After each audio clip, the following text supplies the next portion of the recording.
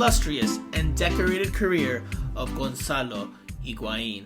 Hello everybody, welcome back to Miami Total Football Radio, aka Miami Total Football Radio, the number one and most listened to Inter-Miami podcast, providing you all the latest news, updates, analysis, opinions, inside information, general punditry, and much, much more.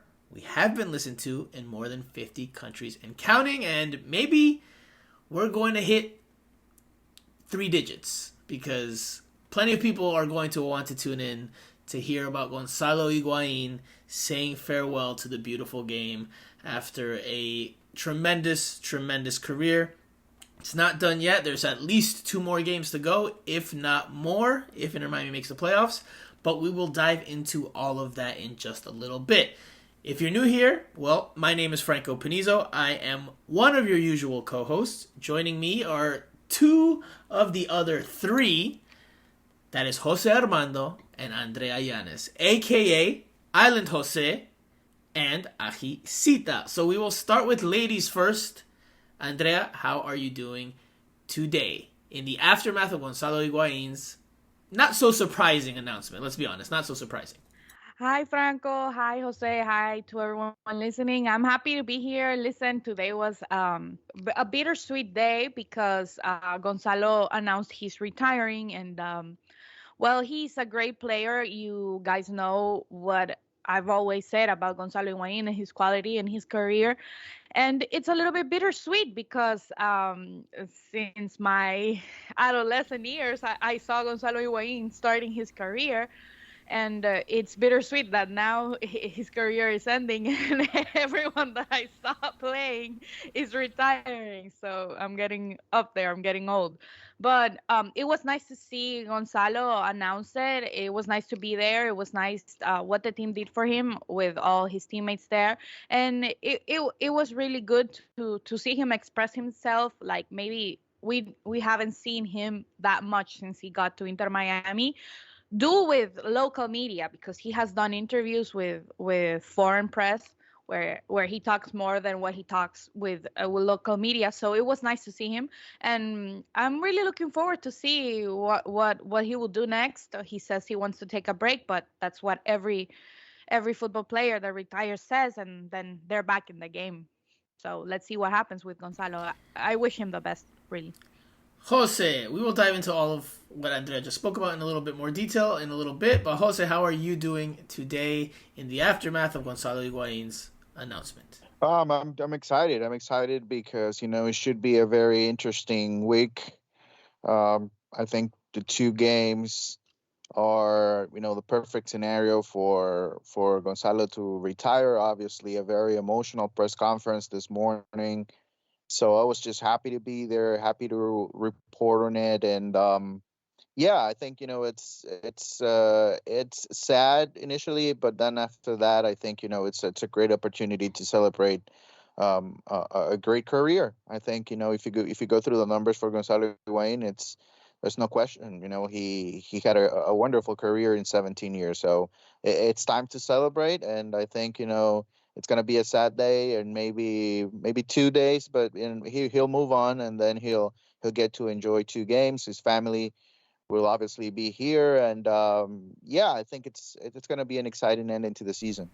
You said 2 games. Does that mean that Jose Armando still does not think Inter-Miami will make the playoffs? Maybe. We'll dive into that. Okay. We'll dive into that That's once what we I get thought. the show.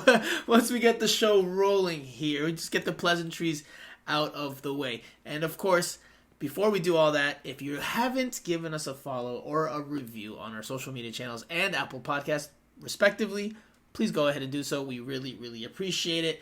This is our 3rd season of Miami Total Football Radio. So if you can and you haven't so far, please do so here. I can't believe it. It's been 3 years of Miami Total Football Radio, but we're going strong.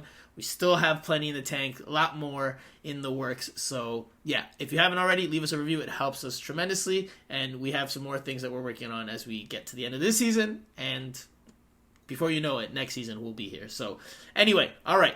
Jose, Andrea, We have a lot to talk about. We've got Gonzalo Higuain to talk about. I'm going to ask you guys, and we haven't talked about this in person nor on our WhatsApp group at all yet, if his stint with Inter Miami has been a success. If you can deem it a success after 2.5 years, we'll talk about that. We'll also talk about the possible, well, there's definitely one omission, but there's possibly another omission in Gregory and Alejandro Pozuelo from Wednesday's massive Sunshine Clásico, El Clásico del Sol against Orlando City, a match with huge playoff implications. And of course, we will also recap and analyze the most recent game, which was a 1-0 win on the road against Toronto FC, as well as, well, what the playoff outlook is with 2 games left in the season. So, a lot to talk about. Let's get to it. Alright guys, so before we jump into the games and the action that happened and that will happen, let's continue with the topic of Gonzalo Higuain. He said his goodbye on Monday at DraftKings Stadium inside the press conference room. As Andrea mentioned, surrounded by all of his Inter Miami teammates and staff. He got the Federico Higuain treatment, essentially, because Federico Higuain kind of blazed the path for this last year when he announced his retirement, and very similar scenario played out in that press conference room in terms of all the teammates being there. Today it was emotional, as it was last year when Federico announced his goodbye. I honestly, just me personally, Federico's was a little more heart-wrenching. It was a little more pulling on the strings, I felt. Federico, he was really trying to fight back tears, and he couldn't. Gonzalo did tear up, and he did get red, and he did cover his face. But throughout most of the press conference, you felt like he was more at ease with the decision. That's just my takeaway. Like, he's more at ease and more okay with this being it. Whereas Federico, a year ago, he thought he could play another year, and something that he and Phil Neville, or I believe Phil Neville, revealed last year during this type of similar situation, that they had a conversation about whether Federico would return for another season because he felt like he could. I feel like Gonzalo Higuain is ready. He's ready to walk away, even though he's playing at a high level, even though it's been a huge part of his life. I think he's ready to close the door. And he said that today. If you don't speak Spanish and you heard the press conference, or you couldn't make out what was being said, he said he made this decision 3-4 months ago. He relayed it to the staff. But let's be honest. Everything from the start of the year up until now has pointed to Gonzalo Higuain making this decision, right? Like, I don't think any of the three of us here are surprised that he announces retirement at the end of the season. Am I accurate in saying that? Is that how you guys feel? Were you guys at all surprised hearing Gonzalo Higuain say the words that he said today with regards to his retirement announcement, Jose? No, not at all. I think, that's a conversation we had several times here in the podcast. I thought, in the last few weeks, because of the form he's playing in, that maybe, the thought of, I want to do this one more time and see if we can work things out. But I think, it's also a combination of the team is ready to move on as well. Yeah, I was not surprised at all. I would disagree with you. I thought it was very emotional. I mean, it's not about for me, it was not about, watching him cry or how he expressed himself. But I thought the letter that as he was reading the letter, and if you really heard what he was trying to say, to me, it was a very emotional press conference, even more than Fede's last year. Andrea, were you surprised at all by Gonzalo Higuain's retirement announcement?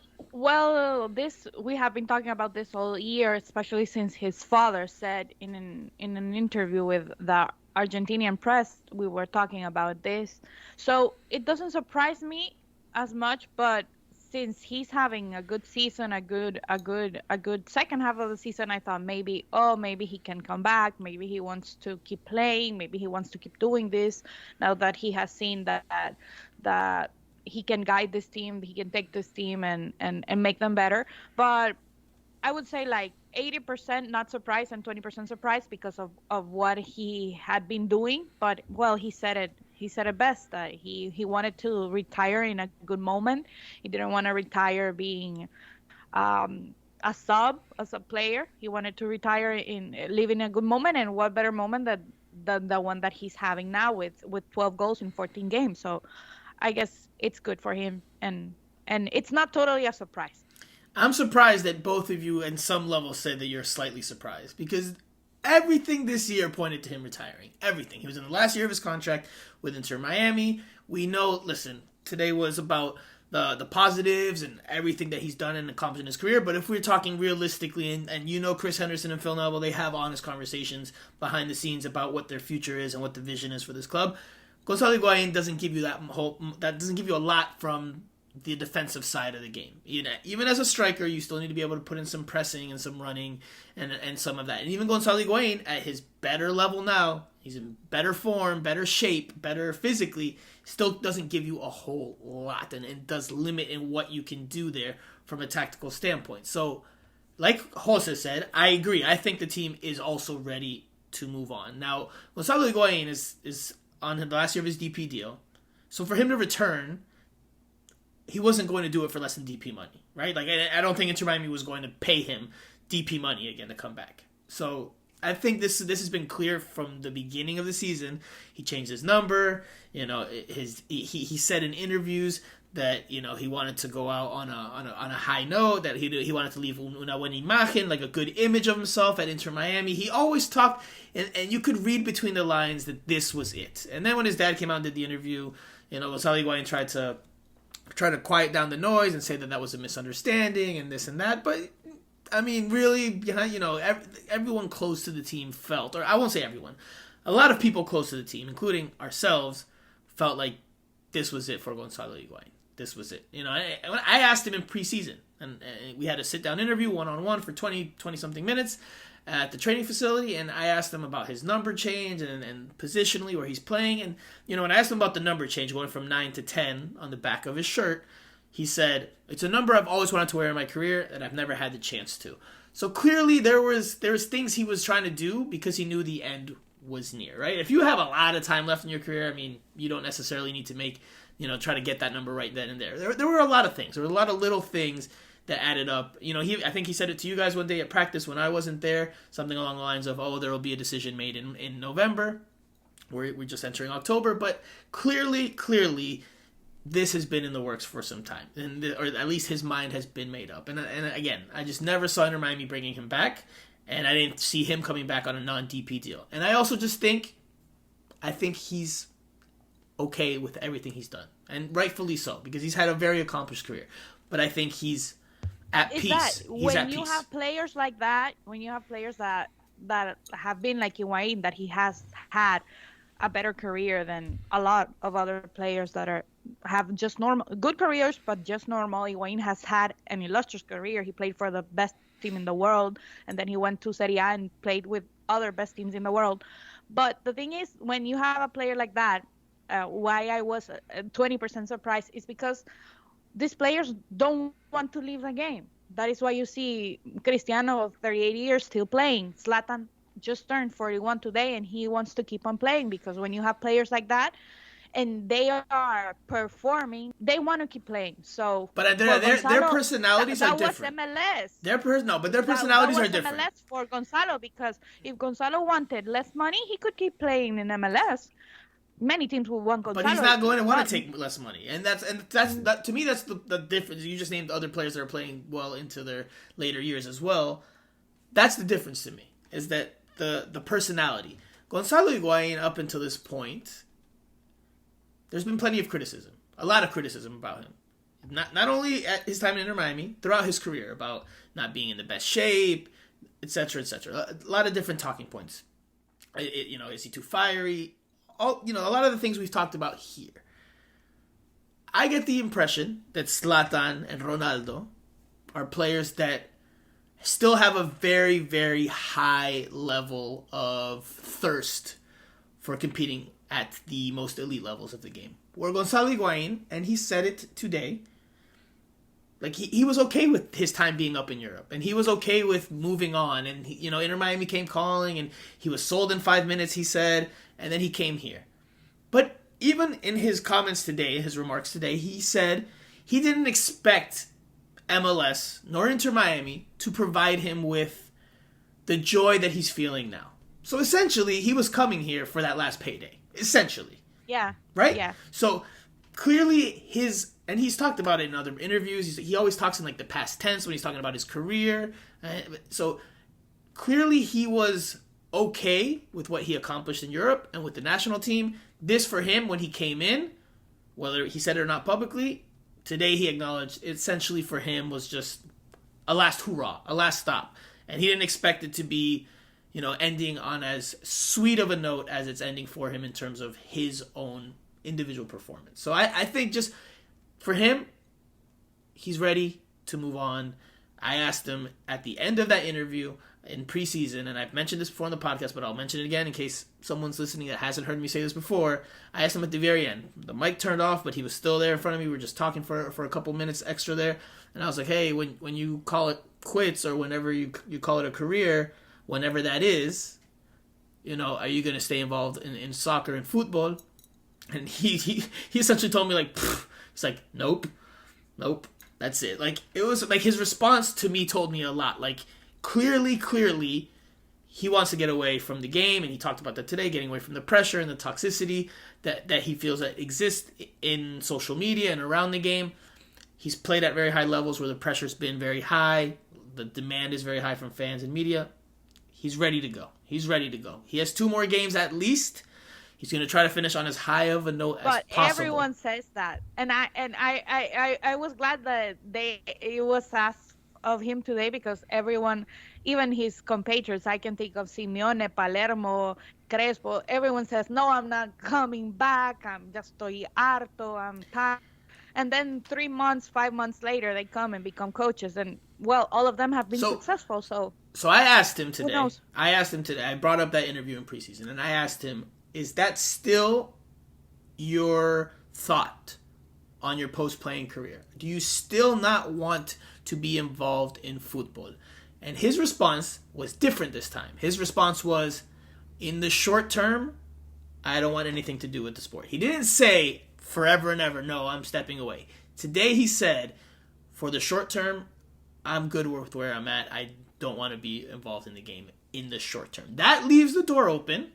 Doesn't mean he's going to do anything with the sport later on in his career or later on in his life, but that leaves the door open. Whether he wants to be a coach, a GM, an agent, I don't know. Whatever he wants to be, that leaves the door open. Yeah. That response leaves the door open. That maybe in his mind, he won't say never to returning in some capacity to the game. So, but for now, he insists that he's stepping away. Jose, I'm going to ask you this now. 2.5 seasons. He scored the most goals in Inter Miami history. And I know that there's not been a whole lot of history, right? So it's the bar is low in that sense. But he's played 65 games in the regular season. He has scored 27 goals. He has 14 assists. Some of those assists are secondary assists. I don't know which one are or which one aren't, so I just have to give you 14 assists. So don't count them at all. Erase all. Okay. MLS. Is Gonzalo Higuain's time with Inter Miami and time in MLS, can it be viewed as a success? Or does this team need to make the playoffs this year for us to be able to say, in your opinion, that Gonzalo Higuain was a success in South Florida? I think it was a success, regardless of what happens in the next 2 games, and I'll tell you why. I think Inter Miami failed Higuain in bringing quality players around him. And I think we saw it with Alejandro Pozuelo. He's a different player. He started scoring goals.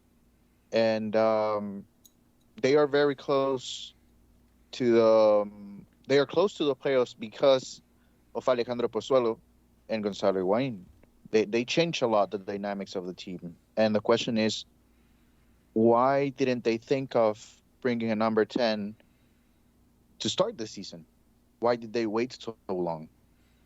And maybe, that could have been a difference maker, and Miami wouldn't be at this point fighting for the last playoff spot, and instead they would be already in the playoffs and maybe thinking about a home playoff game.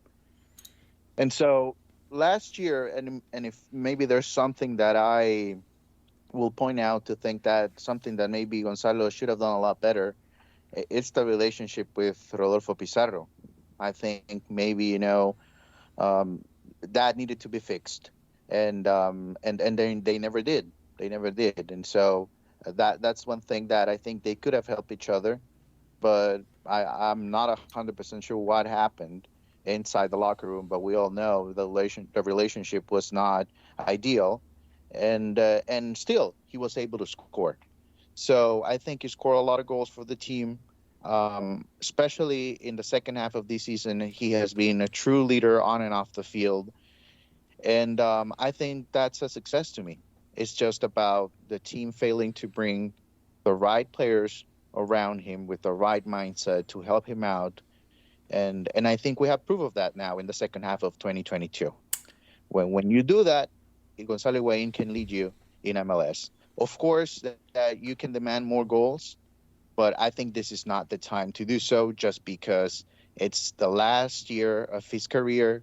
If we're thinking 5 years ago, I think Gonzalo Higuain can score 25 goals in MLS easily.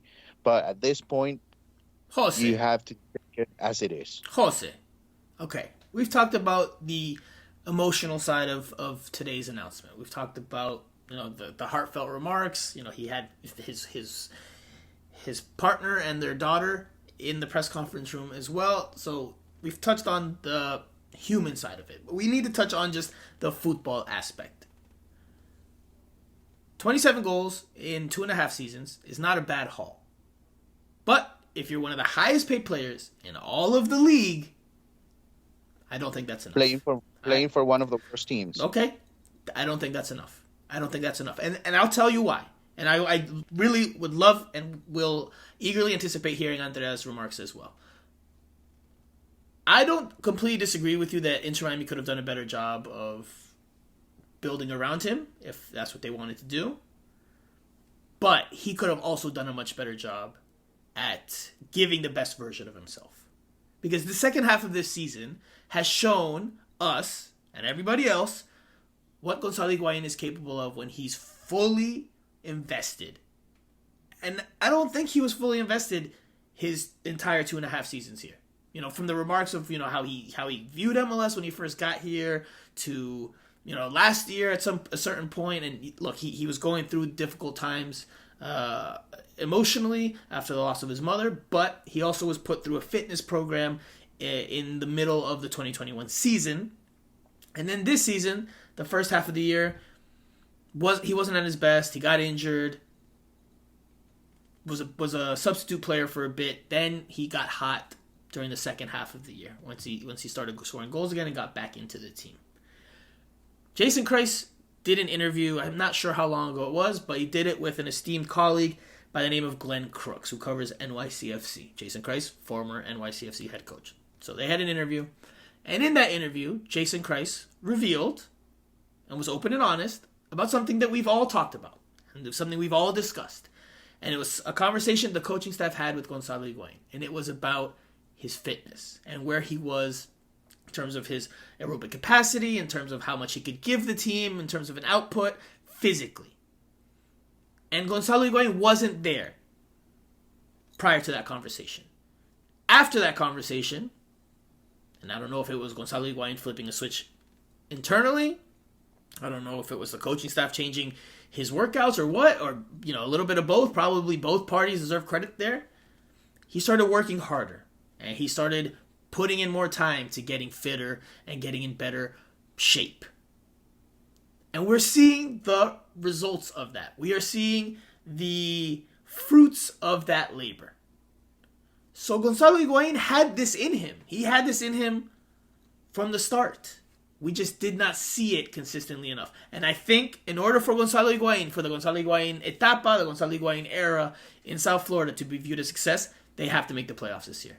He has to help. And he doesn't have to score another goal, but they have to make the playoffs. And he has to help them. He's already helped them quite a bit, but he has to help them get over the finish line, over these next 2 games. That's just my opinion, my personal viewpoint. Because, look, the first year he was here, he played 9 games, he scored 1 goal. 2 assists. Again, not sure how many of those are secondary assists, but okay, clearly he didn't have a huge impact in his first half season. His first full season. A very unfortunate interview or answer to a question from Jason. To be honest, why is that unfortunate, Jose? Why is that unfortunate? If that's the reality, he's blaming the player, and as a coaching staff, they do have a responsibility as well of not letting go of a player. And at some point, you don't have to wait until the guy is 50 pounds overweight to tell him, okay, you got to work a little bit harder. I mean, you have to address that as soon as possible. And remember, they had preseason also. So what were they doing in preseason as a coaching staff? You see a guy's coming in and he's not fit. So, I mean, you need to have a conversation the first day. You don't have to wait until he's out of the starting lineup and let him know you need to be a lot better physically to play in this team. Obviously, he needs to be good whether he starts or not. So, I mean, he needs to be good. He should be good, right? But okay, no. Sure. The coaching staff as well. Absolutely, it's your responsibility. Absolutely, the coaching staff shoulders some of the responsibility. And I am not one to bite my tongue in terms of criticism for the coaching staff, but let's be honest, man. Gonzalo Higuain is the biggest personality in that locker room, right? He's the player with the most accomplished career, the most trophies, the biggest ego probably in that locker room. But managing him, they had the conversation because maybe we don't know all the details. Maybe Gonzalo came up to them and was like, "Hey, what's going on? What do I need to do to get back in the team?" Because he was realizing maybe that this year was going to end with him as a bench warmer, and that's not something he would have wanted for his fairy tale finish to the story that is his accomplished career and decorated career. So listen. That's even worse if a player comes to you to tell you what's going on, and then you have. But the player has to have that desire within him too. That's in front of you as a coaching staff. The player has to have that desire within him. You can tell him, "Hey, do this, this, and this," and if they don't do it to their utmost abilities or their utmost capabilities, then as a coaching staff, what can you do? This is MLS. You can't just cut them. You can't just do this. Like, especially a team like Inter Miami that's fighting for a playoff spot. And like you rightfully said months ago, they were going to need Gonzalo Higuain at some point. The fact that he was able to turn the page, turn this all around, and he does look fitter. I think he looks fitter. And I think you agree that he looks fitter and he plays fitter. The fact that it took that much time for him to make that change... Sure, some of the responsibility falls on the coaching staff for not being able to get him to buy in or do that sooner. But it also falls on Gonzalo Higuain for not doing it sooner because it was within him. And he even said it today. He was like, I did it for myself. Like, he turned this around because he wanted to make sure that he didn't go out on a bad note. So... Yeah, it was so. His motivation was, if that's what his motivation was, he should have. I mean, listen, human beings, different motivations, different times. But had he found that motivation sooner, we would have seen a much more productive Gonzalo Higuain, most likely, right? Assuming he stayed healthy and everything, we would have seen a much more productive Gonzalo Higuain this season. And like you said, they would have had maybe DP level production more often, and maybe they're not fighting or scraping to get into the playoffs. Maybe they would already be in a comfortable spot in the Eastern Conference. So, again, for me, and Andrea, you've been quiet, so you're up next. I think they need to make the playoffs. Second year, he led the team in goals. He did a lot better. He scored 12 goals, 9 assists in 30 games, but the team did not make the playoffs. And 12 goals is not a great haul in MLS, like for a DP striker. It's not great. This year, 14-3. 12 of those goals have come in the last 14 games, so he's red hot, if not the hottest striker in MLS. I know Andrea might disagree with that, but the numbers are good. The numbers are better this year. But it has to be for the collective. Inter Miami has to make the playoffs, in my opinion, for us to say the Gonzalo Higuain etapa in South Florida was success. Andrea, your thoughts? I think it was a success because of what the team is, the reality of the team, the players that they had last year. They did better than what I could imagine. Even Gonzalo, his mother died, of course, that influenced. And with all the problems that they had, it was Phil's first season. And he couldn't manage the team because he hadn't built the team. It wasn't his team, so he had problems with players. We saw Gonzalo fighting with Pizarro, with Robbie Robinson, with whoever it was. So even though with all of that, Gonzalo performed, he scored 12 goals. And as Jose said, you see other strikers in the league. Tell me who has been better than Higuain for teams like that are like Inter Miami. Gonzalo has better numbers than Chicharito.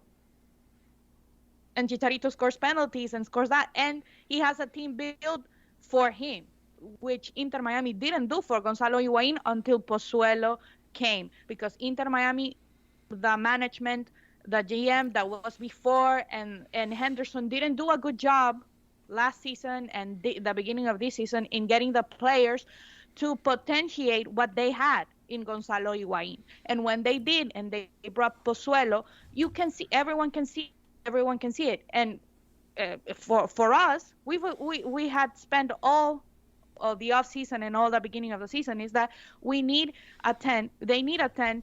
They need to bring a player that can feed Gonzalo Higuain. And when they did it, he started to perform. It's not about him being a sub and being out of shape. That can play a role. But Inter Miami was not putting the best possible help for Gonzalo Higuain to shine. And when they did, Gonzalo performed. And that for me means that Inter Miami made a mistake because they couldn't take advantage of the goal scorer that they had until this moment. And even with all of that, Gonzalo has been the one that's been the best player, the one that has gotten people to the stadium. When he's doing good, people return. And with all of that, he has been Inter Miami's best player this couple of years that the team has been existing. And I agree with Jose that the team wasn't good with him in that aspect because they didn't help him to become one of the strikers that he could have become in this league. He has shown this season, this half of the season, what could have been if Inter Miami was a little bit better with their management and with the players that they brought. They may not have optimized playing to Gonzalo Higuain's strengths, but they definitely tried. Now, you could say that their attempts, Inter Miami's attempts, fell short in that way, but they tried. They let him play as a 10. They let him drop deep out of the penalty area. They gave him license to roam and do whatever he wanted on the field. They also surrounded him with speedy wingers. Not necessarily the best at the final product, but Inter Miami tried. And it took until they got the 10 that Gonzalo Higuain rose his level. I agree with that. The Pozuelo arrival is complete. Is sure. Federico, when he played with Federico Higuain, he played it with when he played with Federico, there was a lot of energy in the building. As soon as Federico, was ready to come on the field, everybody felt like the team was about to change. Now the problem at that point was that Federico couldn't play the full 90 minutes. And then I remember people asking why he's not a starter. He can't play 90 minutes every single week. And so that's, if you know the game, that's the reality of things. So Federico couldn't play 90 minutes every week. And so whenever he was on the field for 15 to 20 minutes, you could change that. You can see the change in the team on the field, and particularly with Higuain. It was so easy to see that. Yeah, it was so easy. And it's a disservice that the team took so long to fix that because everyone went on Gonzalo saying that he was a retired player, that he was fat, that he was this and he was that. And he had always the quality. If Inter Miami had, like other teams have done with their strikers, with their players, gotten the players that were needed, Inter Miami may be in the playoffs moment and not depending on the results that they get on the two last games of the season. So and I'm sure they tried. Exactly. But it didn't work. It's clear that, that was a winning formula offensively. Yeah, I don't know what could have happened defensively, but I mean, in MLS, if you give Gonzalo Higuain a 10, he's going to be successful. A 10 that he can trust. And that's a winning formula for him. I don't know how hard they tried and why they failed to get that number 10. But if you were not able to accomplish that, then that's something you're going to have to carry some blame for the results of the first half of the season. And to be completely honest, it was not only about Higuain, but I think it would have been a similar scenario with Campana, and it might be moving forward without Higuain. If Inter Miami is able to keep Pozuelo, we might see a similar scenario moving forward. But obviously, if they're able to keep Campana as well, in a situation where it's not going to be 1 more year or 2 years, but maybe even longer than that, because the system seems to work. Everybody seems to be comfortable with. And so if you're Chris Henderson, I'm sure at some point in the last few weeks, you're thinking, man, if we would have been able to get a 10 early in the season, how different things might be looking right now. Again, I don't disagree with you guys that maybe it was always the best to have a 10 behind him. I don't disagree with that. But Gonzalo, if he doesn't have a 10, should still be able to perform. It shouldn't just be like, well, he can only perform if he has a 10 behind him. Otherwise, he's practically useless. Like that's not how it should be for a DP striker. And that's again because then we're talking. Martinez, Chicharito, and Carlos Vela, when they don't have players behind them, when they sell the players that were good. Have you seen Joseph Martinez after all the Argentines have left? Have you seen Joseph Martinez's numbers? Because before his injury, before he had that ACL injury, his numbers were good. His numbers were good. After Miguel Almirón, after the Argentinian guy left, he's not the same.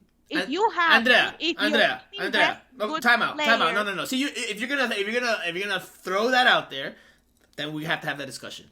With Almirón, in the first 2 seasons of Atlanta United's history, Joseph Martinez, much younger, much more physically close to his peak, scored 19 goals in the first season, 31 goals in the second season, and they won MLS Cup in 2018. Almirón was sold that winter to Newcastle United, and guess what happened the next year? Joseph Martinez scored 27 goals. Who did they bring? 27 goals. Almirón? They brought different players. Right? But they brought PT was a subpar acquisition that did not perform up to his level and was sold shortly thereafter. No, Andrea. No, absolutely not. No.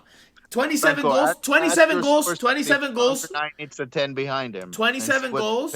27 goals for Joseph Martinez after Miguel Almirón left. And it wasn't until the 2020 season when he got injured in the very first game of the year and messed up, I believe, his ACL, that his production dropped off.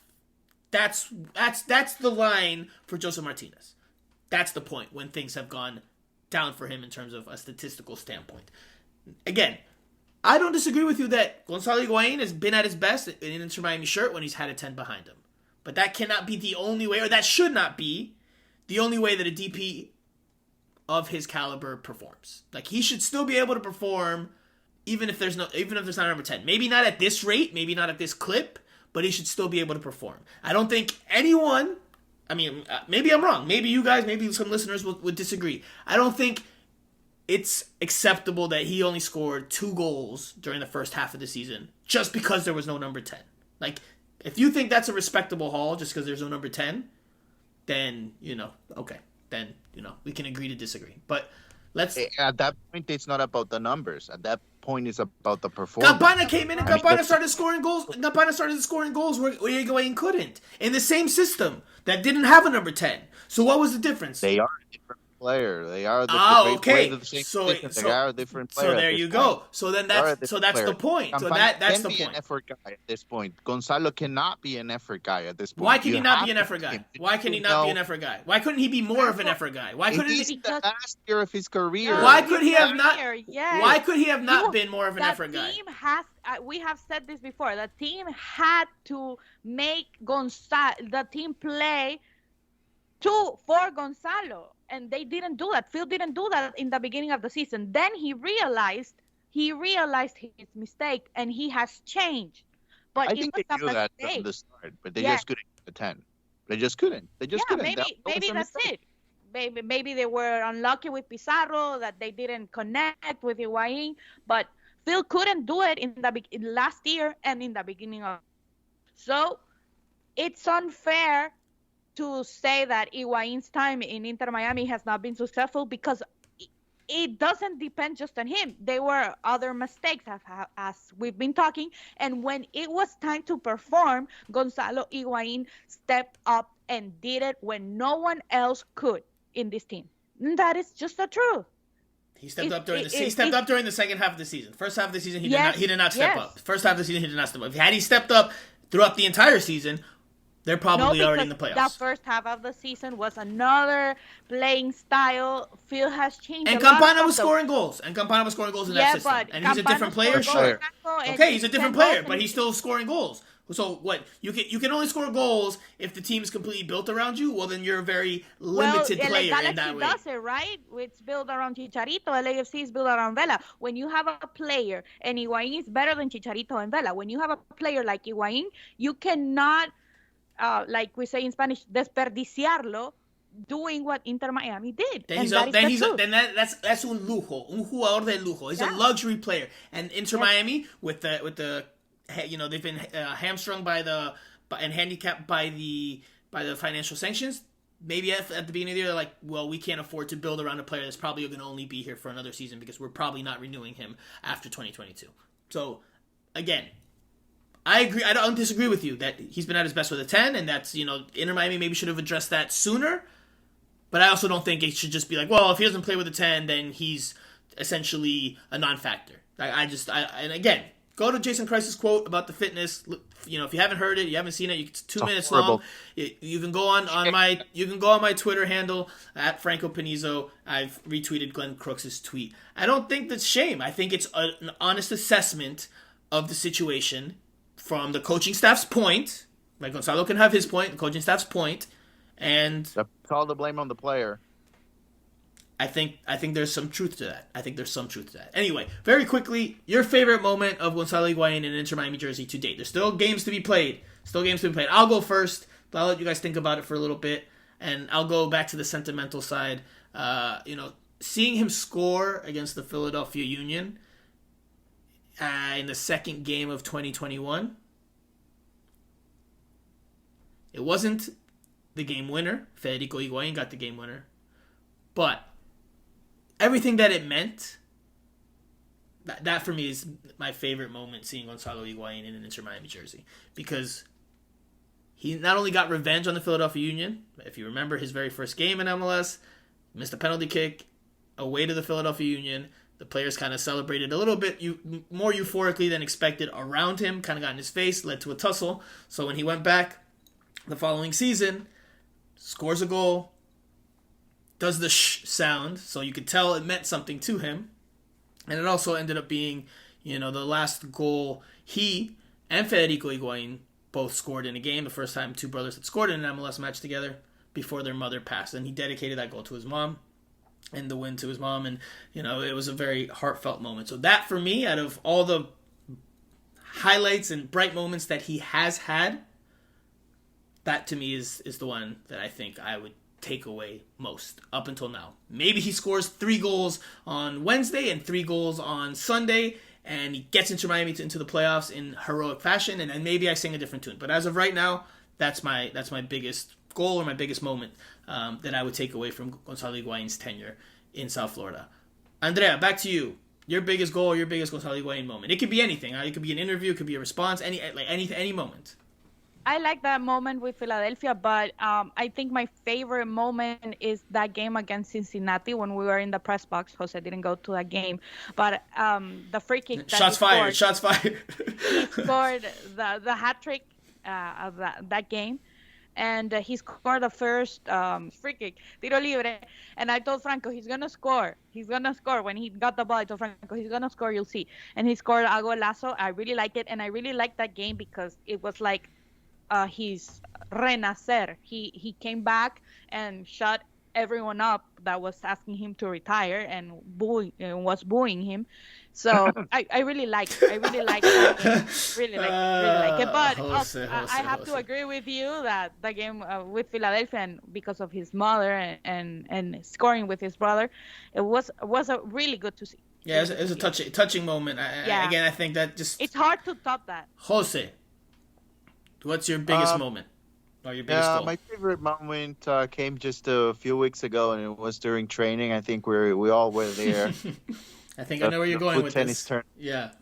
Yeah, the tennis tournament. As he was just enjoying the moment with his teammates and calling Robert Taylor Roberto and Gregory and just playing basketball before that with Mabika. That was really something. Not a good jumper at all. Yeah, I mean, just watching him in training. I think those are I always like to pay attention to the little things, and I think that day he gave us something to post on social media, but as well a glimpse of what he's like in the locker room and especially with this group. So that was my favorite moment with him. I also really liked him singing Despacito as his introductory song during 2021 preseason. When every team has their rituals for how to introduce new players, and he actually told me this when I did the preseason interview with him this year. Is that he had arrived in 2020, but since he arrived mid-season, they never had that moment where he was welcomed, apadrinado,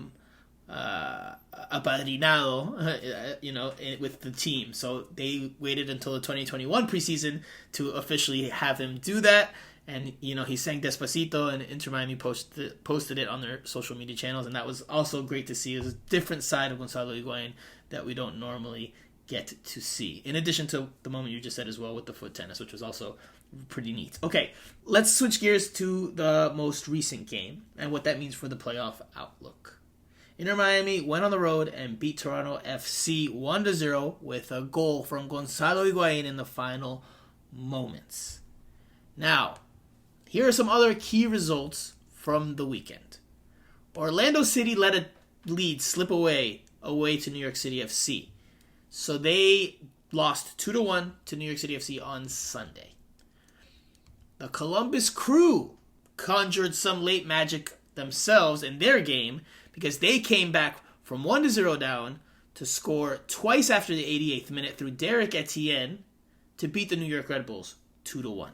So those two results, combined with Inter Miami's 1-0 victory over Toronto FC, leaves Orlando City, Inter Miami, and the Columbus Crew even on 45 points apiece. Orlando City's in 6th place, Inter Miami's in 7th, Columbus is in 8th. So it's neck and neck and neck. Cincinnati's in 5th, they have 46 points, but they've already played 33 games, so they only have one match left. Orlando City, Inter Miami, Columbus Crew, they all have played 32. They will all be involved in midweek matches. It's coming down to the wire.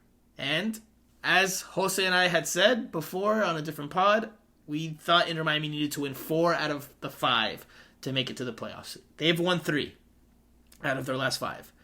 They need to win 1 more, I think. 1 more, and I think they're in. Wednesday is a really, really big matchup against an Orlando City side that's not guaranteed either to make the playoffs yet. So they're going to be playing their top players. They'll be less rested than Inter Miami because they played on Sunday. Inter Miami played on Friday. This is the makeup game from the rescheduling, which was Bush League from MLS, but the rescheduling for the U.S. Open Cup final. Orlando City will be less rested, but nonetheless, they will have the onus to also need to win to try to ensure they make the playoffs. Columbus plays Charlotte. Charlotte is still alive. They have 41 points from 32 games, but they need a lot of outside help. Columbus with a win puts itself in a pretty good position. Jose, do you still think Inter Miami only needs to win one of these next 2 games to make the playoffs? 1, and 2, do they make the playoffs? Are you convinced now that they do it? I'm not. No. Well, to answer the last question, if I'm convinced, I'm not. I'm not convinced. I think, the Gonzalo Higuain announcement really helps them because, I think that takes some of the pressure away, and I think you play for your teammate, and that really helps. That really helps. But I don't know. I think to me it's a 50-50 here. It's a 50-50. I can very easily see them winning one of the 2. I don't think they will win them both. I think they could win one. but I could also very easily see them tie them both and just end up with 2 points from the last six available. So I think it's all going to rely on an important topic for Wednesday, particularly in terms of what Phil mentioned about Alejandro Pozuelo this afternoon and not being available. If that is true, then I don't see them winning against Orlando. That's going to be a tough task for them. But then again, like Phil mentioned also. I'm glad Phil acknowledged it. I'm going to let you say it, but I'm glad that Phil acknowledged it. Yeah, he has played games with us about injuries. So I don't know if he's doing it again. If he's not lying this time, I don't see them winning. So I'm going to go out and say I still don't see it. After the win over on Friday, I thought, well, yeah, I mean, they can win one of the two games. And with winning one game, I think that should be enough. But if for some reason they need points, they win against Orlando and they need to win against Montreal, I don't see it. So I'm leaning more towards no. I'm in a 55 no, 40. I'm 55 no, 45 yes. I'm torn here. So Jose still does not believe Inter Miami will make the playoffs. He has not changed his tune. I'm with you, man. I'm with you. I think from the run of play, Inter Miami has gotten away with some results against some poor teams. Because again, and we're going to dive into it very quickly, this game against Toronto FC. They played very poorly in the first half. And they gave up, I won't say a ton of chances, but they gave up some chances. And some chances you would expect to be put away. The one that Lorenzo Insigne had in was it the first half? I think it was the first half. That he has an open curler that you would expect a player of his caliber to hit to the back post and curl it in. He hits it over the crossbar, just over the crossbar. There was also another play earlier in the first half where Inter Miami, because they're pushing numbers forward, they get exposed in transition, and Marc-Anthony Kaye, I can't remember who his option was on the right in the penalty area, but he had a wide open player. Literally, if he plays a 5-yard pass on the ground, that player has an open look, high probability of scoring. But Marc-Anthony Kaye somehow botches it, and he hits a bouncing pass that just goes out of reach, and it was just a terrible, terrible ball. He gets a lot of credit and a lot of rave reviews about his passing ability, but the fact that he missed that one was mind-boggling because it was a simple ball, and he just completely botched what should have been a dangerous opportunity for Inter Miami.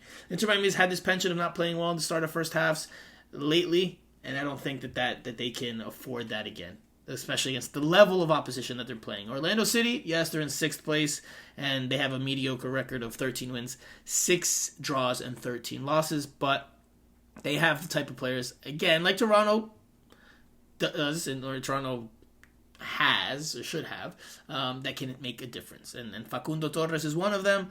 So, if Inter Miami doesn't come out with the best foot, I think it could be a rough night for them on Wednesday night, which would set them up for a really tough match on Sunday.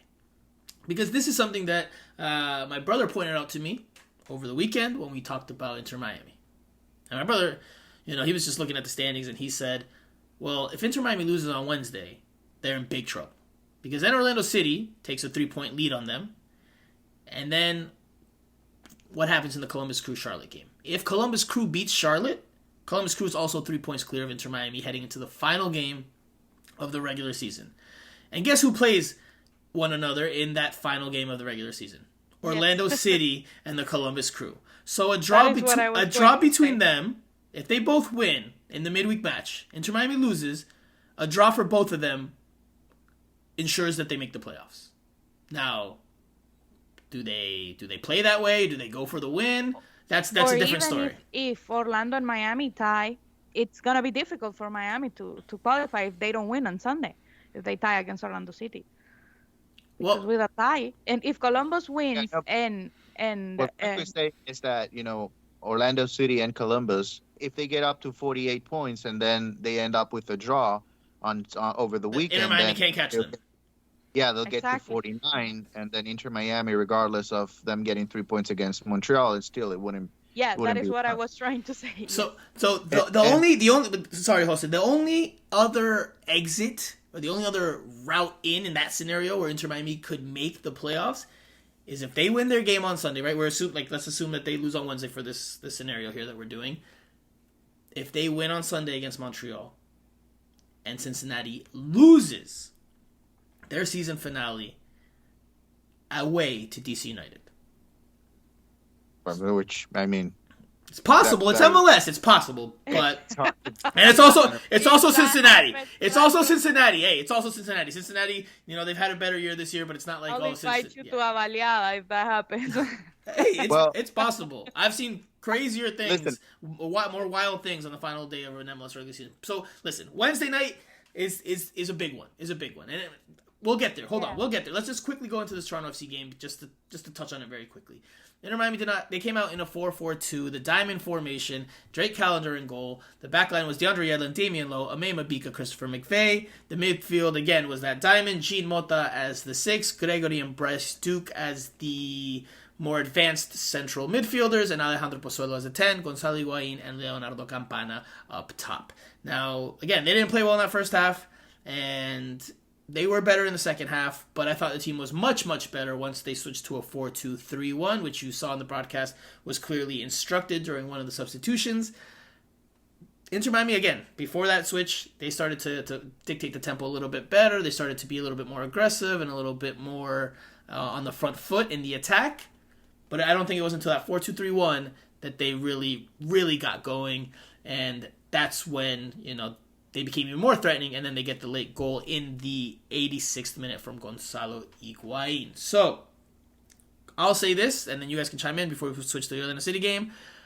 I think that 4-4-2 diamond, I won't say it's the last we've seen of it, but I don't think that that's what the Inter Miami goes with this week. I think it's clear that, look, it helps you get your most attack-minded players on the field, and that can serve a purpose against a certain type of opponent, but this team needs wingers getting up and down that flank to bring in crosses and to provide that speed and stretch the defense. Without it, it just gets too disjointed, and there's just too much space between Higuain and Campana and the midfield, and it's just from the run of play, it doesn't function as well. So I think I don't think we'll see the 4-4-2 diamond on Wednesday. And I agree with you that when Ariel and Robert Taylor they changed the game. So that is a problem that Inter Miami has been having, and that is why they are not in the playoffs in this moment, or are just trying to get in the way they can. Because when you see this formation was good for a game, for a moment, but they cannot maintain it. And then when he goes with this formation, then you say, oh, you're missing Robert Taylor and Ariel Lassiter. But when Ariel Lassiter and Robert Taylor come in, then you say, oh, you're missing Duke. So the problem is that I don't think it's much of the formation, but the coaching staff, haven't found a way to make the team stronger in the idea that they have. Because when they use that formation, we are asking for Ariel or Robert Taylor, and when they use the other formation, we are asking for Bryce Duke, who is the one that is sacrificed, or Leonardo Campana. So that is the problem that Inter Miami and has had this season, that they can't until this moment, and we're talking about the same thing. They can't have a tactical formation that you say this is the way they play, and they play good this way. Which is why, Jose, before you add the 2 cents there, this is why I think, and Phil Neville has said this repeatedly this year and as of late, they have to get the lineup right from the start. Because they've had too many slow starts as of late, and I think the formation has something to do with that. I agree with you. The 4-4-2 diamond can serve a purpose in a moment, or in a certain circumstance, or against a certain opponent. But it's not something that I think should be in every game starting lineup. And I don't think Bryce Duke has looked particularly good in the 4-4-2 diamond in the starts that he's had. The first game that he came into that role was as a substitute, and I thought they looked good there, and he looked good there. Which, okay, I understand then maybe trying to look at it from a starting aspect, seeing that group play together, but when it didn't work the first time, and then it hasn't worked again, I think you gotta go back to the 4-2-3-1. You get Pozuelo behind Higuain in that case if he's healthy, and then you have your wingers who can help stretch the back line and do their thing on the outside, because this team's strengths are clearly built on, well, yes, Higuain's finishing, Pozuelo's playmaking, but also speed down the wings. That was a key characteristic of this team before the season started. Jose, anything? Just go ahead and add in your sense there about the Toronto FC game very quickly. Yeah, no, I would say the formation that they need right now for the last two games, it's whatever it takes, right? Because, I mean, you can work for hours on a formation, and if Orlando scores in the first 15 minutes of the match on Wednesday, forget about it. It's about scoring. Yes. Forget about it. You need to win those games. It's, the time for them to have a consistent starting 11 is over. It's past. Yeah. We're past time.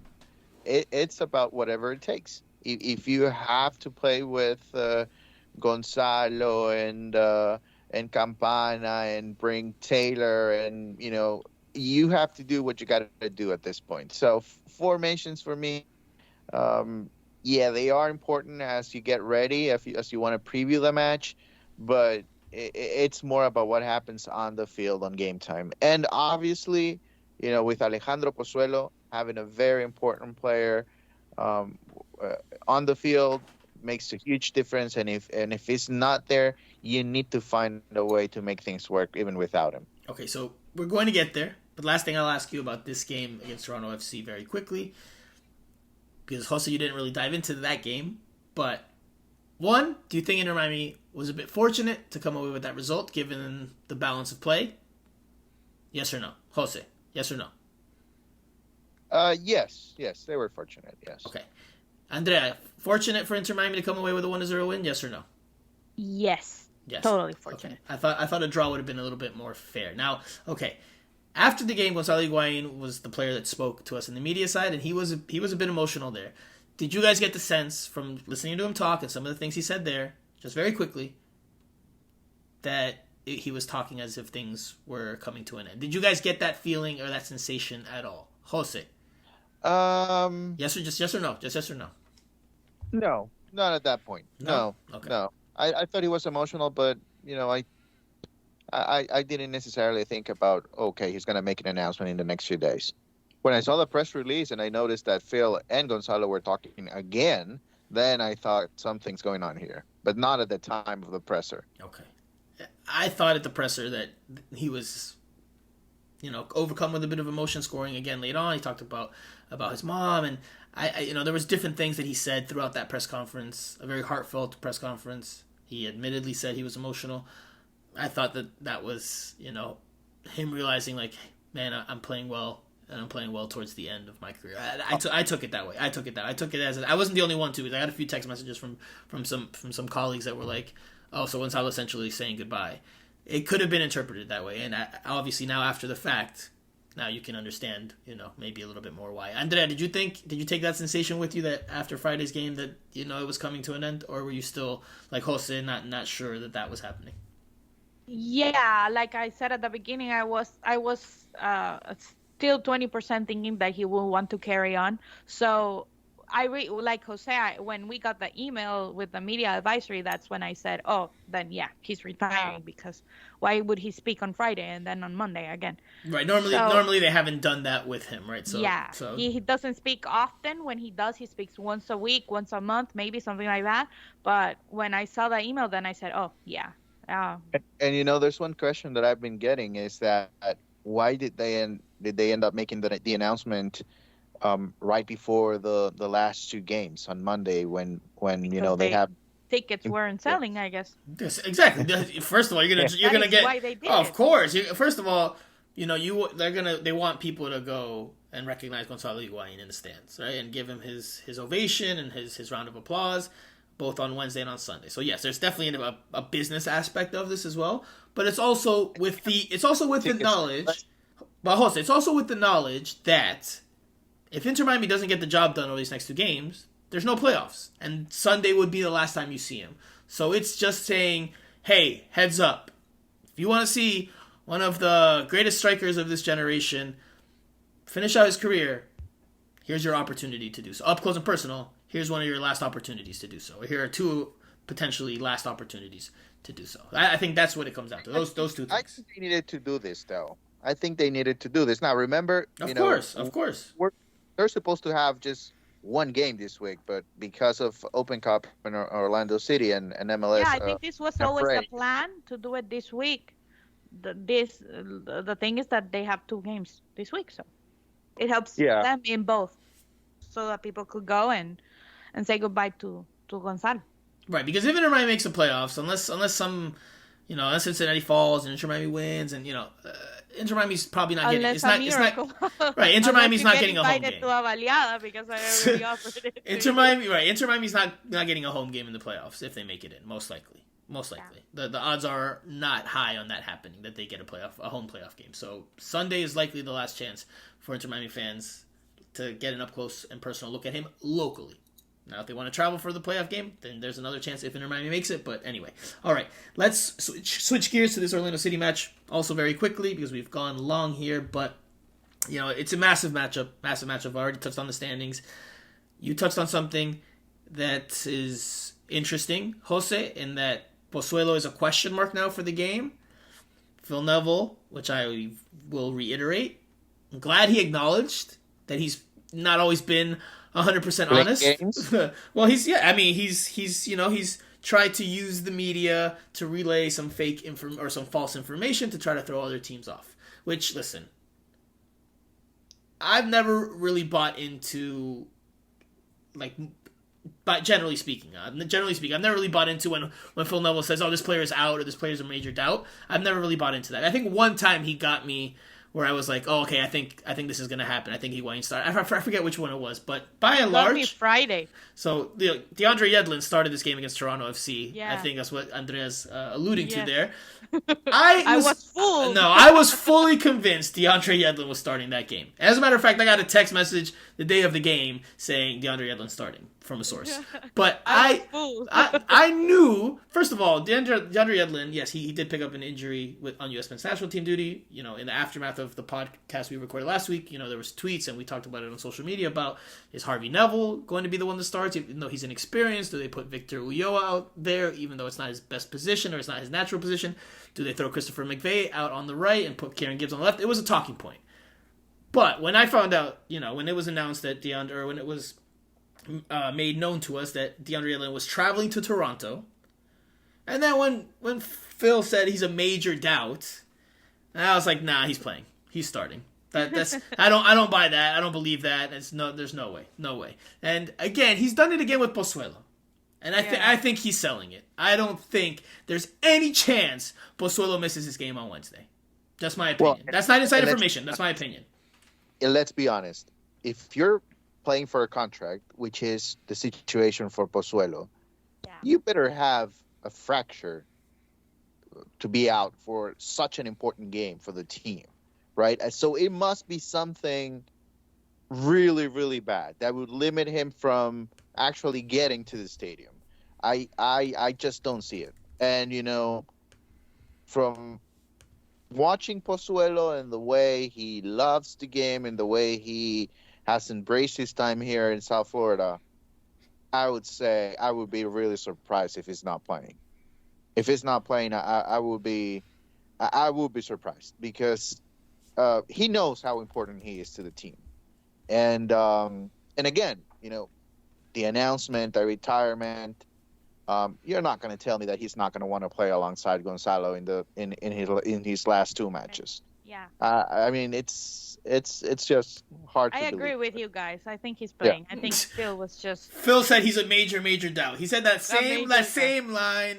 No. He said that same thing when we asked him about Campana, and then he's a couple of weeks ago, and he started, and we were like, what? Exactly. So, again, I fully expect, and this is not inside information, I have not heard from my sources about Pozuelo's availability and whether he's starting, whether he'll be there or not, but I fully expect that Pozuelo will be in that lineup on Wednesday. There is one player that will not be in the lineup, that normally is, and that is Gregori, the team captain. He is out due to yellow card accumulation. He picked up another yellow card, and I think it was a needless yellow card against Toronto FC, so he has to sit this one out. Quickly, in 2 sentences, who do you replace him with, Jose? I would bring back down a little bit Bryce Duke and have him play alongside Mota, and I'll get Robert Taylor in the starting lineup. So 4-2-3-1, and your midfield pairing are Mota and Duke. Your first line of the midfield. Okay. It's risky. I'm gonna say it right now, just in case. Very risky. It's very risky. Phil will never do that. I agree with Andrea. There's no way in heck that you see that be the the first line of the midfield starting the game. Hopeful. Yeah. I gave up with Phil that long time ago. You asked me what I would do. That's what I would do. What will Phil do? No, that's not. I didn't say what you would do. I said what happens. What happens? All right, so let me give you the 2 answers then. Okay, that's the first one. My opinion. Hopeful. What I would do, because I want to win the game, and what Phil's going to do is that Victor Ulloa will play in place of Gregori. You think Phil Neville doesn't want to win the game? Come on, man. He's this close to shutting us up, and a lot of people in the media and a lot of fans, a lot of observers out there who did not think this team was making the playoffs. Of course, Phil Neville wants to win. He just sees it from a different viewpoint than you do. Okay, so you think Ulloa gets the start to replace Gregori's muscle in the center of the park. Give you that industry, that defensive work rate, and balance. Andrea, who starts on Wednesday in place of team captain Gregori? Victor Ulloa. So it's 3 for 3. I also think, and again, this is not inside information, I might find out between here and the game, but as of right now, I don't know. Or I don't have it concrete information. But I agree with you guys. I think Victor Ulloa gets the start. I think you go like for like. Inter Miami does need to be attack-minded, and they will try to be attack-minded, but you also need to have a balance. It can't just be all guns blazing, and there's no one to help put out fires defensively. So I think Victor Ulloa gets the start.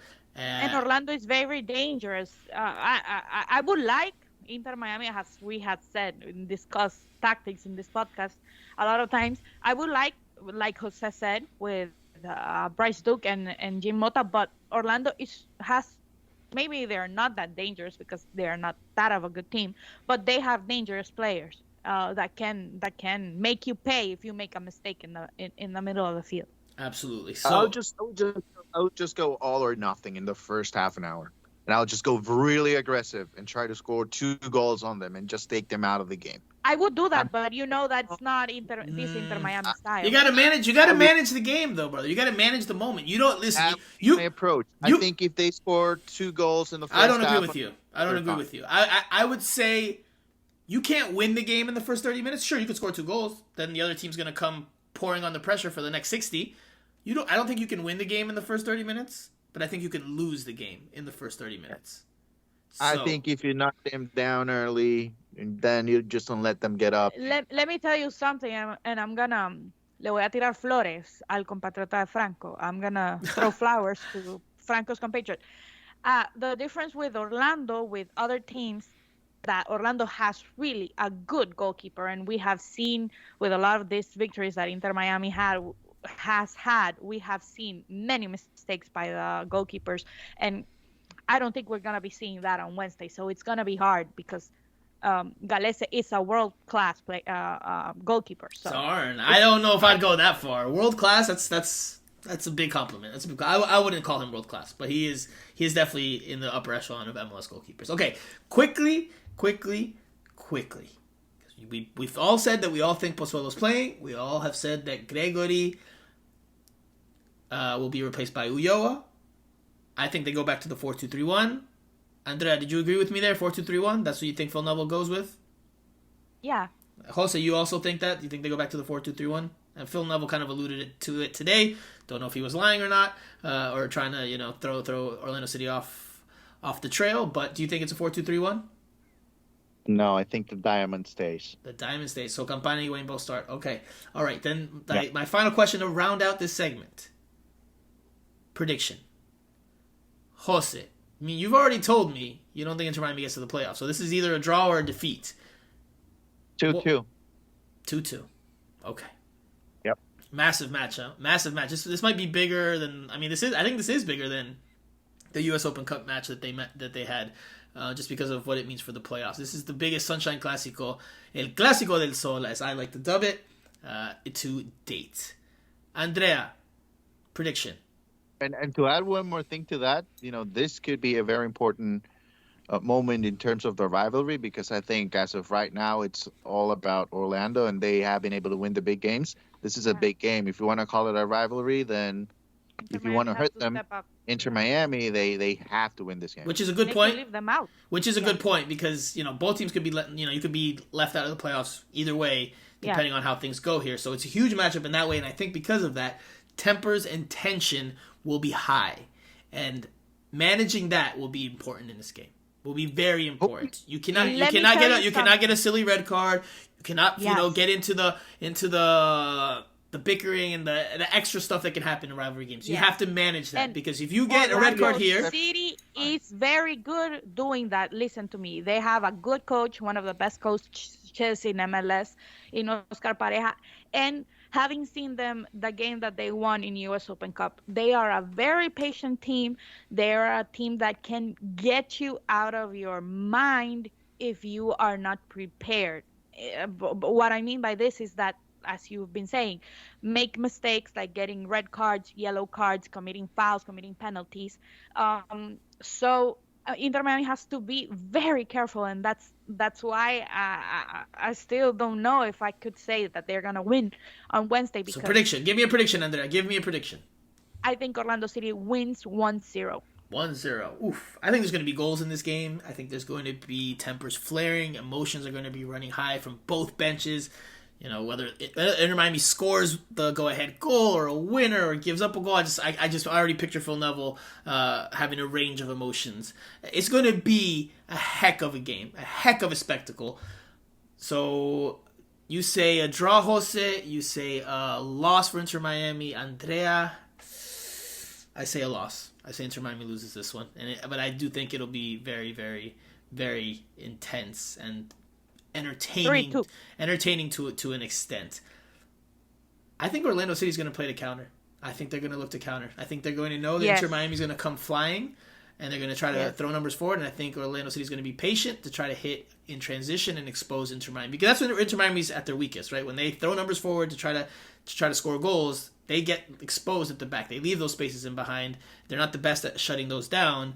I think they've gotten a bit fortunate. Again, against Toronto FC game was the latest example where they got fortunate that Toronto FC just didn't put some of those chances away that you might expect them. Yeah, and that is what Orlando did in the game that I saw from them in the U.S. Open Cup final. That they waited, and when they got their moment, then they scored 4 goals in 5 minutes, and it was done. So Inter Miami needs to be very careful. Right, the pressure's on Inter Miami, right? Because they're lower in the standings, they're at home. A draw for Orlando City is not the worst result in the world. They'll live with the draw and then take their chances in the final game. Yeah. Whereas Inter Miami's, they'll have more pressure on them. So it'll be a very interesting matchup. Looking forward to Wednesday night at Drive Pink Stadium. We'll see what kind of crowd Inter Miami gets. I suggested they go back to that 2-for-1 deal to try to get as many butts in the seats as possible to create a real home field advantage. But alas, my remark onto the social media stratosphere was, fell on deaf ears. Inter Miami did not do that. So we'll see what kind of crowd shows up for the midweek match. Regardless, it's a huge, huge game. So, all right, we've talked for a while. Let's take a very quick break. We'll come back, do the Q&A session, a very short Q&A session, and give our final thoughts. We'll do that after this.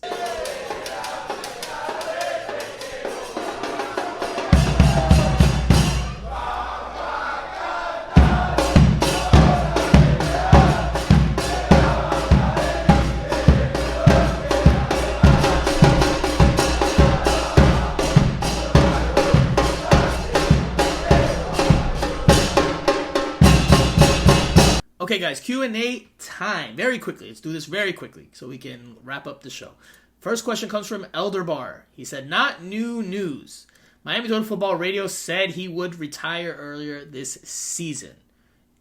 Well, we appreciate that, Elder Bar. Thank you for being an avid listener and for also recognizing that we've been saying for many months now that Gonzalo Higuain was retiring. Although Jose and Andrea surprised me a bit today with their, well, I wasn't so sure. But anyway, all right. Elder Bar also says, anyways, is there any pressure on this club?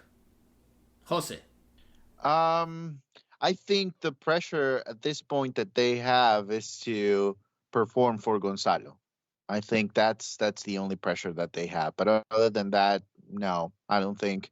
At least I wouldn't be surprised if they don't make it to the playoffs. I don't think they have that good a team. They haven't been consistent. They don't look like a playoff team if you look in the grand scheme of things. So if they're out of the playoffs and they end up in 8th or 9th place, I think that's even better than what I expected. So now I think the only pressure is to perform for a teammate. Andrea, anything you want to add there? I agree with what Jose said.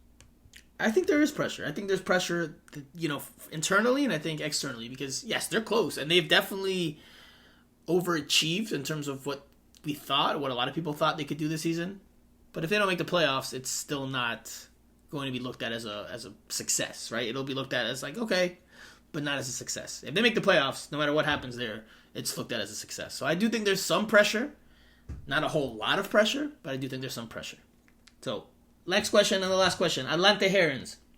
With Higuain retiring as Inter Miami's all-time leading goal scorer, do you see anyone on the current roster supplanting him atop the record book?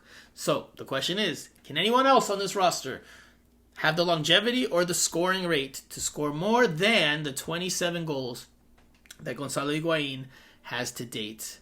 And it could finish higher, but as of right now, 27 goals. So, Jose, back to you. Obvious answer would be Campana if he comes back. I mean, he would be the starter without a doubt, and he would have competition, but next year, I'm sure, because you need at least one more striker. So, yeah, I think Campana can do it. I mean, it's what, 26 goals? He's 20. So Higuain right now has 27 in his Inter Miami career. 10, right? Campana has 10. So it's 17 goals. I mean, he could cover that in a season. Yeah. Yeah, I think he can do that. I think, and if he comes back, I'm sure he's not going to sign a 1-year deal. Right. So, right. Yeah, I think Campana would be the obvious choice, unless Coco Jean really becomes a sensation next year.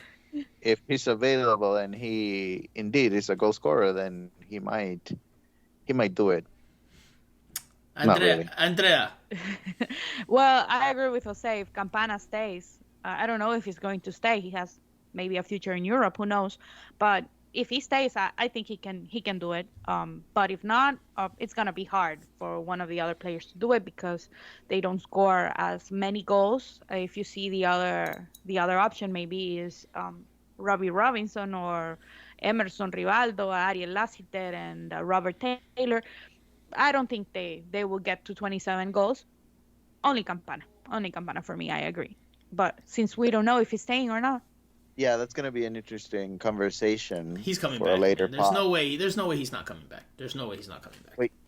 No, but I mean, Franco, he's Europe. So what? It doesn't matter if he's Europe. Inter Miami has a buy option. If Inter Miami triggers that buy option tomorrow, he's coming back. There's no ifs, ands, or buts. It's already agreed upon. So it's not like there has to be like, oh, well, no. If Inter Miami triggers that buy option, Campana's coming back. I don't know. And I think he's coming back. He'll be a DP. He'll probably be a DP because of just. So you're telling me that if Newcastle calls Campana's agent and tells him, hey, listen, we're interested, they're gonna be like, no, I have an option with Inter Miami. Well, it's not in their control anymore at that point. Yes, it is. Campana can decline. Absolutely not. If 1995, the players have a say on what they want to do, where they want to play. If Campana calls Chris Anderson and tells him, listen, man, Newcastle is calling me. I love what you did for me last year, but please come on, be serious. No, they say Inter Miami's supposed to do what's best for them. Inter Miami's supposed to do what's best for them. It's going to be, no, man, I'm going to force you to play here at Stadium. Yes. No, Franco, no. So you want to have a player that he doesn't want to play for you? You're going to have another Pizarro? That's what you really want. You want a player. You want your 9. Campana has his family here. There's not. Listen now. Yeah, but he has a future in Europe. Anyway, to answer the question, so we're not getting sidetracked on here. A long tangent. We can save it for later this fall once the season ends. That's how I initiate my comment. I know, but I just disagreed with you. And then you went berserk. The only player I see on this roster, let's make it a clean sweep, is Campana. That's the only player I see on this roster, based on potential longevity and potential goal scoring abilities. The only one that I could see passing 27 goals. So, as for his future, we'll save that for another pod. I've already made my thoughts clear, and you guys. That should be a good conversation as well with. And we might include Rodolfo Pizarro as well. As soon as Inter Miami triggers that option, brother, he's coming here, then there's no ifs, ands, or buts. And it's MLS, where they know now that buying young players and then selling them off for a future higher transfer fee is the business. There's no way he doesn't come back. The Colombian guy that went to Turkey and then he never came back for Dallas. Do you remember that name? Fabian Castillo? Kyle Larry also. Do you remember that story?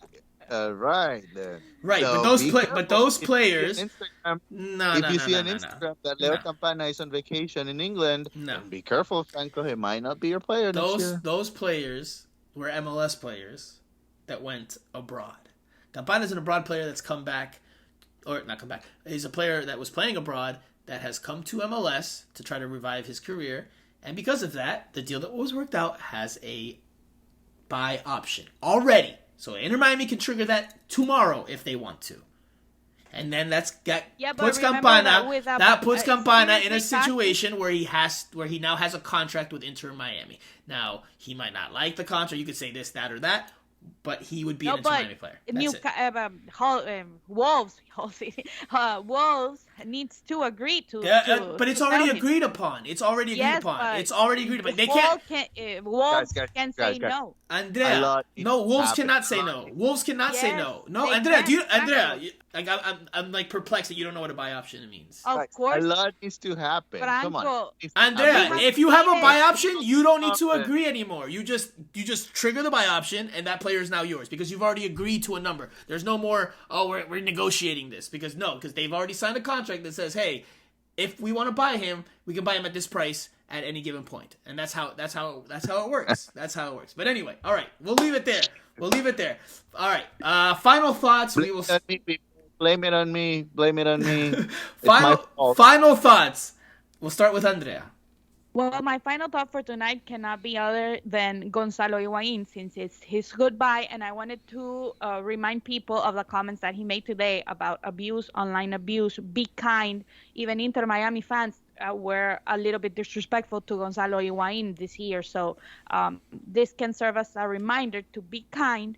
And to the Argentinian fans, I wanted to say, you criticize Higuain because of that miss against Germany in the World Cup, but you don't remember that only Diego Maradona and Gonzalo Higuain have scored as Argentine players in a semifinal in a World Cup to take you to a final. So be a little bit grateful that you have players like that and do not treat them bad. It's not my final thought, but I don't necessarily agree with Gonzalo Higuain fully there. Like, yes, there's really vitriol and there's really bad and negative comments that can be said on social media. But there's also fair criticism and, media's job and fans are paying for a product and they can voice their displeasure if that's what they feel.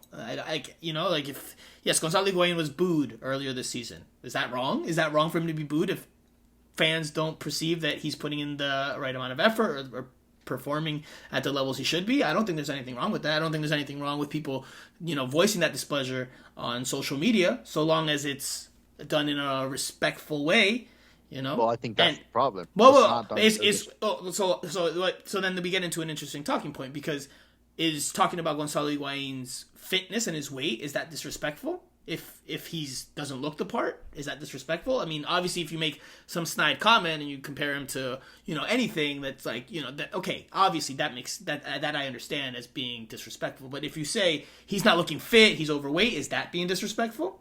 No, I don't think it's pointing out necessarily to something that was said to him. I mean, obviously, he's a very important example because of what happened not only here, but throughout his career.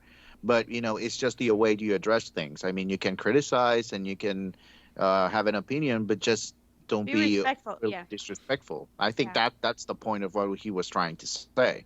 But Inter Miami fans, some fans in La Familia at one point, and I think this was last season, they booed him and they had chants that said, get him out of here, get them all out of here. Is that disrespectful? Because it could be seen as disrespectful, right? Like, I play for this team. Like, how are you going to say it? It could be viewed as disrespectful. So last year it was because of the result of the team, but I felt this year it was really disrespectful when they were booing him. I don't agree with that. It was disrespectful. I disagree. At 100%. one point, it was disrespectful. No, I disagree. I think they began calling him El Muerto, El Gordo. He should retire. What is he doing in this team? That is disrespectful. When they booed him, I was in the field, Franco. I don't think he had a problem with that, to be honest. I don't think he had a problem with that. I mean, I think you can take I don't think it's disrespectful to be booed at. I don't think it's disrespectful. I disagree with that.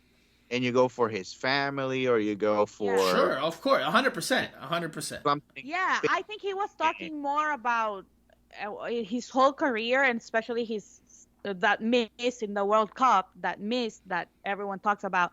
But I gave the example for Inter Miami because he was having a bad time with the fans, with the media, with everyone in the beginning of the season. Again, just to the booing point, because you said you think it's disrespectful. I don't think so. I think it's fair if that's what fans feel and that's what fans see. They're paying customers at the end of the day. They want to chant. They can chant. It doesn't say it's in the ticket. You have to chant, but you can't boo. Like, if you feel like you need to boo, then you boo. And that's just, it's not nice. Sure, it's not nice, but I don't think it's disrespectful. And, Higuain, and I asked him about that after the Friday game, about how he's gone from earlier this season where he was getting booed off the field to now getting standing ovations and rounds of applause. And, he said changing people's minds is something, he enjoys doing. So clearly he's done that. But anyway, Jose, your final thought. My final thought is on our... Honduras losing to Argentina? How about that one? No? Oh, no. No, that never happened. We won against Guatemala. That's what happened. Yes. Okay, so tomorrow I will be covering Inter Miami, but, I will be covering tomorrow the media practice, and I will be following Franco Panizo around the camera behind him, because he has been very critical here. So tomorrow I will make a full video analysis on his performance. So that's my final thought. I'm really looking forward to that. I will be recording everything that he does in the field, the way he communicates. Is he a leader or not? So I will let you all know. I am not a professional soccer player, my friend. I am not a professional soccer player. But anyway, hey, that's fine. Hey, that's fine. You can. I will be recording. I will be following you around, and I'll bring my report to the pod. What's wrong? Hey, that's fine. That's absolutely fine. That's fine. Why are you so scared? That's scared. I just said that's fine. I will be out there, and I'll be going through. So for listeners that don't know, I'm not a soccer player. I think we all know that, but don't be scared. Who's scared? I'm going to take Gonzalo Higuain's family advice. Show respect, but don't be scared. I'm not scared. Listen, so for listeners that don't know what's going on... That means you're scared for me to judge you like a soccer player. No. So for listeners that don't know what Jose's referencing, tomorrow Inter Miami is holding instead of a media game, which is something that some teams do, where media plays amongst themselves. There's different ways to do it. Actually, Montreal had a really cool one this year where they had media play amongst themselves at Stade Saputo, and they opened Stade Saputo up to the fans to come watch for free, which I think that's the best media game setup I've heard of in my time covering MLS and hearing about media games and partaking in some media games. So Inter Miami, we thought they were going to have their very first ever media game this year, but they're not. They're having a media practice. The media game we're expecting, or we've been told to expect it next year. So instead, we're having a media training session where Phil Neville and Federico Higuain will run us through the paces of what it's like to be a professional soccer player, a professional football player. So I plan to partake, as does Jose, as will Andrea. I'm looking forward to it. I'm looking forward to seeing what they make us do. They're going to make us stretch, I'm sure. They'll make us warm up. They're going to make us run. They're going to tire us out, I'm sure, to have some laughs, which is all in good fun. So Jose, if you want to take video, and I'm definitely not in the best shape of my life at this point, at my 34 years old, or my 34 years of age, That's fine. I'm prepared to be sucking wind tomorrow and Phil giving me a good ribbing there about my fitness or about my poor touches. I'm fully ready for it. Anyway, that was going to be my final thought, but since you took that from me, Jose, I will say that it was good to see Peru back in action over the international break. Was able to take in both of their recent friendlies against Mexico. They lost 1-0, and then they played El Salvador in Washington, D.C., and they won 4-1. It's the dawn of a new era under Juan Reynoso. There's still questions as to the style and the tactics and who's going to play where, especially with World Cup qualifying beginning next March. But it was good to see Peru back in action, especially, since the most recent memory before then had been the defeat to Australia in the repechaje in the playoff game in Qatar. So that was cool, and that is my final thought on a very jam-packed episode of Miami Total Futbol Radio. So for Jose Armando and for Andrea Yanez, I am Franco Panizo. We will be back later in the week to recap this game against Orlando City and preview the season finale and what could also be Gonzalo Higuain's final game of his storied career. For now, thank you for listening. We'll talk to you again in a few.